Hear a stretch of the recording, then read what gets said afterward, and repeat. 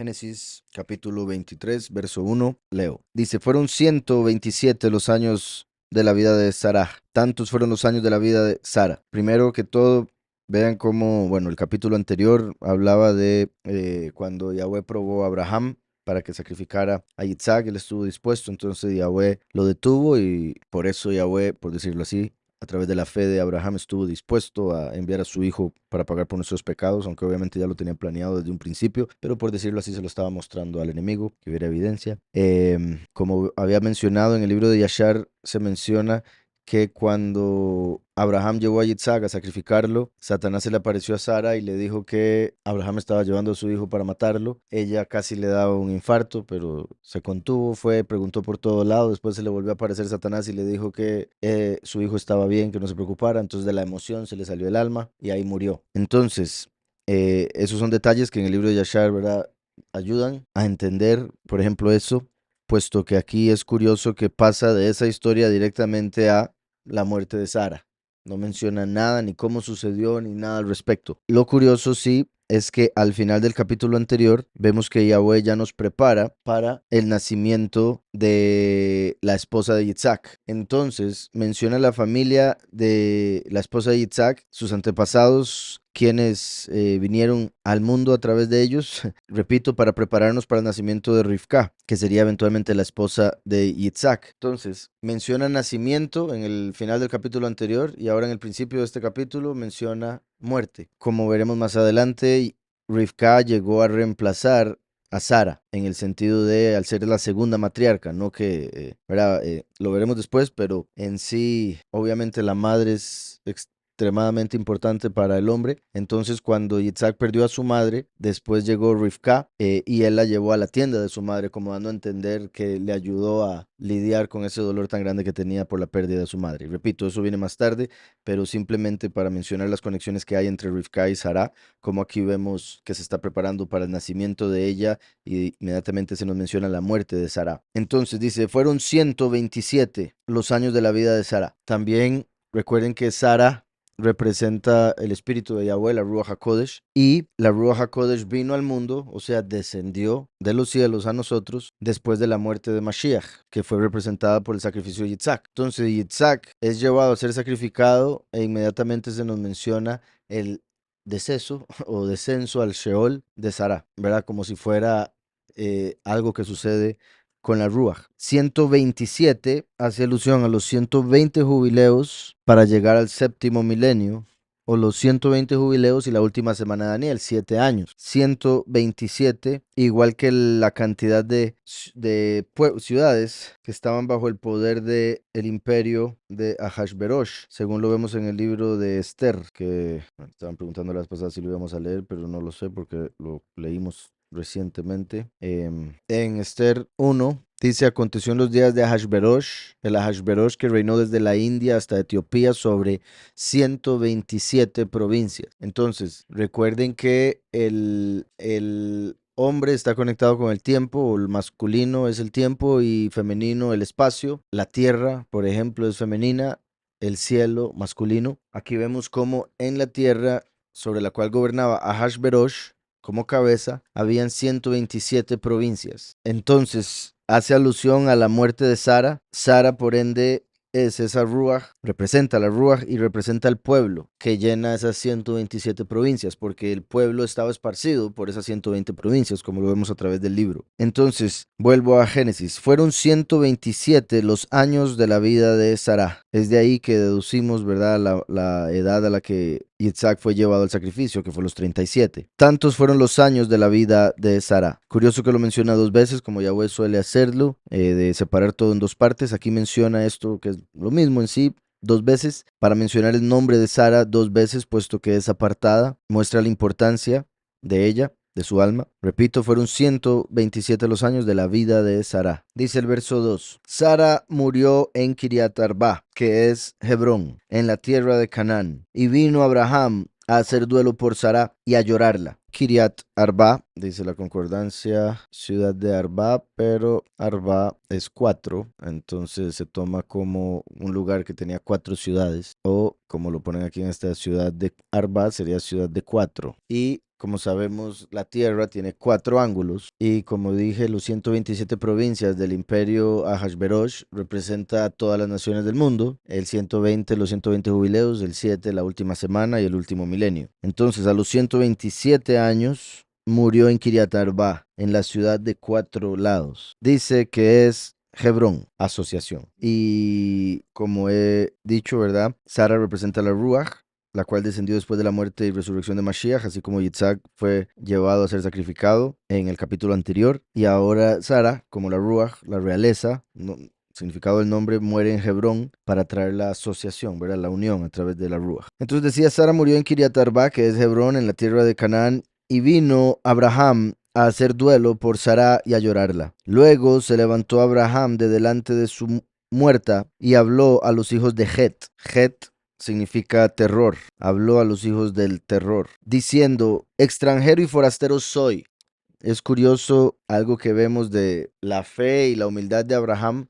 Yahweh ya le había prometido esa tierra varias veces, pero a pesar de eso él se llama a sí mismo extranjero porque sabe que ante la tierra, ante los humanos, eso todavía no se había cumplido y para ellos sería locura. Entonces él se hace llamar a sí mismo extranjero y está ahorita buscando un lugar para enterrar a Sará. Entonces está dispuesto a pagar, a comprar un lugar a pesar de que él sabe que esa tierra va a ser de él, que Yahweh se la prometió. Mucha gente diría, ¿por qué yo tengo que pagar nada si esa tierra va a ser mía? Él me la prometió, ya es mía. Solo es cuestión de que se manifieste, sea lo que sea, ¿verdad? Excusas para. Pero también hay que tener la fe de que Yahweh le da todo a uno, incluso el dinero para comprar aquello, y hasta podría ser de esa forma como Yahweh le daría la tierra. Vaya comprándola poco a poco hasta que la tenga toda. ¿Sí me explico? Entonces dice, hey, voy a hacerlo de la manera legal, voy a comprar primero el cementerio. Entonces vemos que dice, habló a los hijos de Het. Ahora, como acabo de decir, cementerio, porque está buscando un lugar para enterrar a Sarah. Entonces está buscando un lugar que va a representar el Seol. Y por eso va y lo compra de aquellos que son del terror.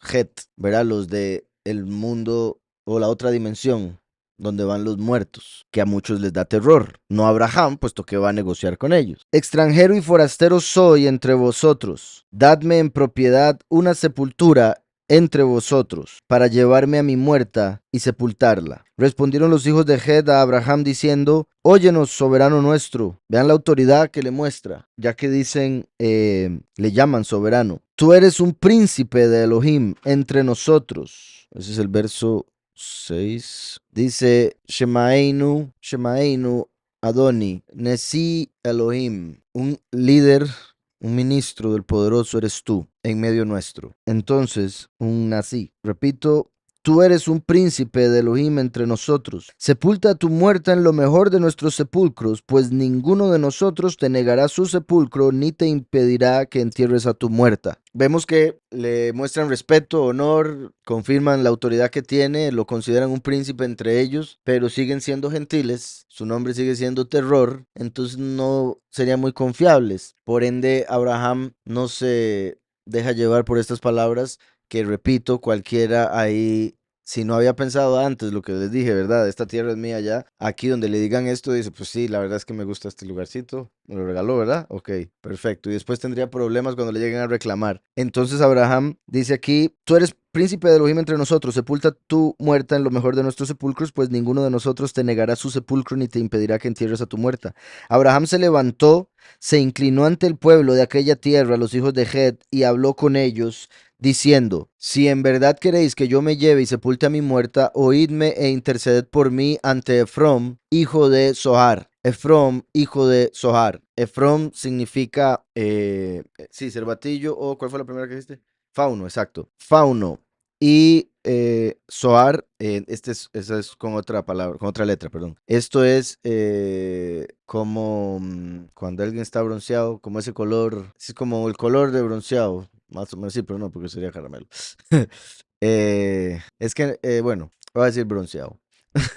Digamos, por aquí ponen, también le ponen como un rojo grisáceo o como el blanco, blancura. Bueno, como cuando algo le, ves que también lo ponen como la blancura de la lana. Entonces, fauno, recuerden que el fauno es una de las formas que tienen un tipo de demonios. Por ejemplo, bueno, el Pan que es el dios de la lujuria, de la violación, entre otras cosas. Entonces, es particular que este es el pueblo del terror, Het, y el líder de ellos o el dueño del lugar que Abraham quiere se llama Efrón, Fauno. Entonces él le dice, por favor, hablen con él para que encontrar yo favor ante los ojos de él. Y se podría ver ya sea como un fauno vestido de oveja por el zohar que se ve como blanco de lana de oveja, o bronceado, ¿verdad? Que sería por el calor del sol, del fuego,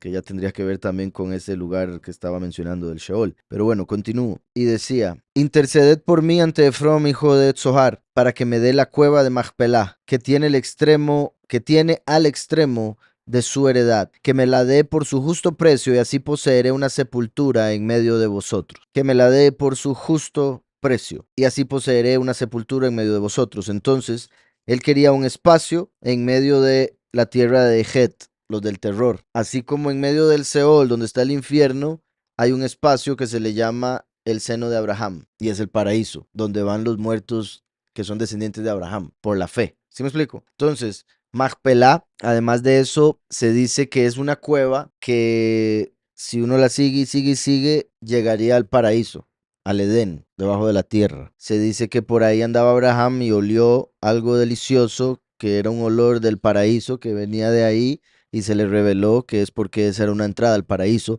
Entonces por eso él quería esa cueva para enterrar a sus muertos, porque decía, quiero que estemos a la pura entrada para cuando se dé la resurrección. Machpelah significa doble o porción, ¿verdad? Que sería entonces la doble porción, duplicado. Entonces, el hecho de que es doble como el Seol es doble en el sentido de que tiene el paraíso y el infierno. Doble también por el hecho de que Abraham esperaba enterrar ahí a su esposa y a él. Y después Isaac y Rivka. Y después Jacob y Lea. Entonces era doble en el sentido que las personas iban ahí en pareja a ser enterradas, porque recuerden que Raquel no pudo ser enterrada ahí, fue enterrada en el camino de Éfrata. Para que me dé la cueva de Machpelah, que tiene al extremo de su heredad, que me la dé por su justo precio y así poseeré una sepultura en medio de vosotros. Como Efrom, el geteo, estaba entre los hijos de Het, jeteando, tenía que hacerlo. Estaba jeteando, pues. Como Efrón, el geteo, estaba entre los hijos de Het. Qué bueno. Ya. Como Efrón, el geteo, estaba entre los hijos de Het, respondió a Abraham en presencia de los hijos de Het y todos los que entraban por la puerta de su ciudad, que era normalmente, ¿verdad?, donde se hacían los negocios o hablaban cosas interesantes los de la ciudad. Se reunían a la puerta. Verso 11. No, soberano mío, óyeme, te doy la heredad y te doy también la cueva que está en ella. En presencia de los hijos de mi pueblo te la doy. Sepulta a tu muerta. Entonces, verás, segunda vez, primero fue el pueblo, ahora Het, el dueño de ese lugar, perdón, Efrón, el dueño de ese lugar se levanta y dice, aquí estoy. Y sí, agarre no solo la cueva, agarre todo ese terreno, se lo regalo. Pero, vuelvo y repito, uno no puede, vea, maldito el hombre que confía en el hombre. Y Abraham entiende eso a pesar de que todavía no había sido escrito. Repito, más de uno, a pesar de haber sido eso escrito hace 1000 años, caería ahí ya otra vez. Está bien, ya me lo regalaron, confirmado. Tampoco aceptó nada, recuerden, le iban a dar y dijo no, porque después van a decir que ustedes me hicieron rico y no, es de Yahweh. Entonces, dice, te doy la heredad y te doy también la cueva que está en ella. ¿Se acuerdan de John? No, pero ¿cómo es que se llamaba? Sí, John Wyatt, Ron Wyatt, que había supuestamente descubierto el arca del pacto y supuestamente descubrió esta cueva. Contaba una historia de que, bueno, descubrió la cueva en el sentido de que conoció a unas personas que le dijeron que vivían en un lugar donde habían visto cosas y cuando él llegó, dice que se le reveló que era la cueva Machpelah, que supuestamente habían visto un hombre gigantesco, así como de luz o blanco blanco, salir de la cueva y después volver a entrar. Creo que no solo una vez vieron eso. Y otras cosillas que habían visto, que habían sentido, entonces lo invitaron a él y un día que fue, como que él entendió que era la cueva de Machpelah y el terreno ahora le pertenecía a unos musulmanes, según decía él. Ahora, quién sabe si es cierto, pero la historia estaba interesante y como he dicho, ¿verdad? Una de las cosas que tristemente me hace sospechar que no es que él casi que descubrió absolutamente todo lo que hay en la escritura y sin verdad, o sea, y sin pruebas más que su historia. Él decía tener pruebas, pero no las mostraba, ¿verdad? Como teníamos sangre, la mandamos a un laboratorio, en el laboratorio nos dieron esto y esto y esto, y ni siquiera enseñaba los papeles del laboratorio, que, ¿verdad? Está mínimo, ¿verdad? Entonces son cosas que a mí me hacen sospechar. Pero claro, una parte mía, una parte mía querría que todo eso sea cierto, pues buena la historia.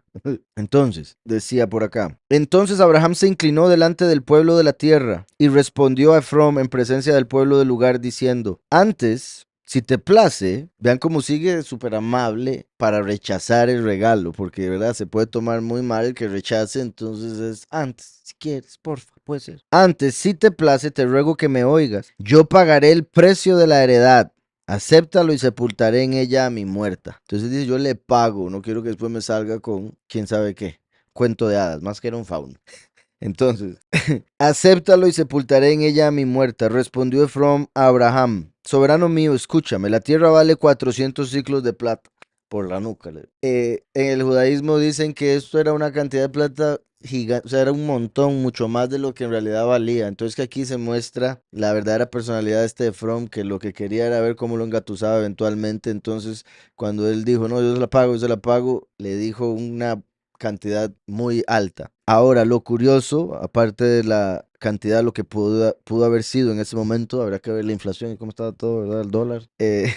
Pero, sí, cuánto estaba el shekel, había que checar. Entonces, el número que aparece es muy particular porque le dice 400 para comprar la cueva, que es la entrada al paraíso. Estamos. Recuerden que cuando Yahweh Elohim quiso evitar la entrada al paraíso y al árbol de la vida, puso una espada que se revolvía de fuego. Y Yahushua vino, se convirtió en el árbol de la vida. Él es la palabra, la espada de Yahweh. Y aquí vemos que 400 era el valor por la cueva. Repito, entrada al paraíso, como para adquirir el árbol de la vida. Y 400 es el valor numérico de la letra Tav, que es una cruz. Por ende, el valor, el precio que había que pagar para poder entrar al paraíso y comer del fruto de la vida era el sacrificio de Mashiach en la cruz. ¿Sí me explico? Entonces, por eso le cobran 400. Además, ¿verdad? La Tav, que es la última letra, se conecta entonces con el fin de los tiempos, cuando ya se va a dar la primera resurrección de los muertos, en la séptima trompeta, que la toca Micael, que es el último, o sea, la Tav. Cuando Yahweh dice yo soy primero y último, Yahushua dice yo soy Aleph y Tav, ¿verdad? La raíz y la rama de David. Soberano mío, escúchame, la tierra vale 400 ciclos de plata. ¿Pero qué es esto entre tú y yo? Entierra pues a tu muerta. ¿Cómo que es esto? Es un dineral.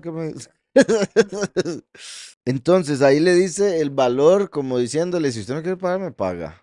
Pero tiene que seguir haciendo el papel. Pero eso entre usted y yo, cochinada. Entonces 400, repito, letra Tav. Fin de los tiempos, primera resurrección por medio del último, la Tav, cuando suena la trompeta séptima. Y obviamente lo principal, el sacrificio de Yahushua en la cruz, que es una Tav, para nosotros poder entrar a comer del fruto de la vida. Pero ¿qué es esto entre tú y yo? Entierra pues a tu muerta. Entonces Abraham aceptó la oferta de Efrón, no la de agarrarla gratis, ¿verdad? Y en presencia de los hijos de Het, pesó a Efrón. Puso Efrón en una pesa. Ahí estás pesado, Efrón. Tienes que ponerte a dieta. Dice, entonces Abraham aceptó la ofrenda de Efrón, perdón, la oferta, ya lo cambié, perdón. Es que imaginé a Efrón en la pesa. Entonces, Abraham aceptó la oferta de Efrón y en presencia de los hijos de Het pesó a Efrón el dinero que éste le había pedido, 400 ciclos de plata, de buena ley entre mercaderes. ¿Verdad? Hizo todo el papeleo, firma y demás. De buena ley. Y de hecho, ¿verdad? Sí hubo un contrato y un papel porque después necesitaron ese papel para poder enterrar a Jacob, ¿recuerdan? Entonces, ciclos de plata de buena ley entre mercaderes. Así pues, la heredad de Efrón que estaba en Macpelá, al oriente de Mamre, la heredad, con la cueva que había en ella y con todos los árboles que había en la heredad y en todos sus contornos, quedó como propiedad de Abraham en presencia de los hijos de Het y de todos los que entraban por la puerta de la ciudad. Todos los árboles, así como todos los elegidos, son árboles que dan fruto de labios, que confiesan su nombre. Y se podría decir, obviamente, todos los que creyeron en Mashiach, también como árboles que dan un tipo de fruto. Después de esto, Abraham sepultó a Sará, su mujer, en la cueva de la heredad de Macpela, al oriente de Mamre, que es Hebrón, en la tierra de Canaán. Y la heredad con la cueva que en ella había, quedó en manos de Abraham como una posesión para sepultura recibida de los hijos de Het. Entonces Abraham adquirió un lugar para sus muertos después de Yitzhak haber sido llevado a ser sacrificado, como dando a entender que la muerte de Yahushua en el madero, ese sacrificio en la cruz, 400, sería el valor que había que pagar para que los muertos pudieran ir al paraíso a esperar la resurrección o a comer el fruto de la vida y así resucitar.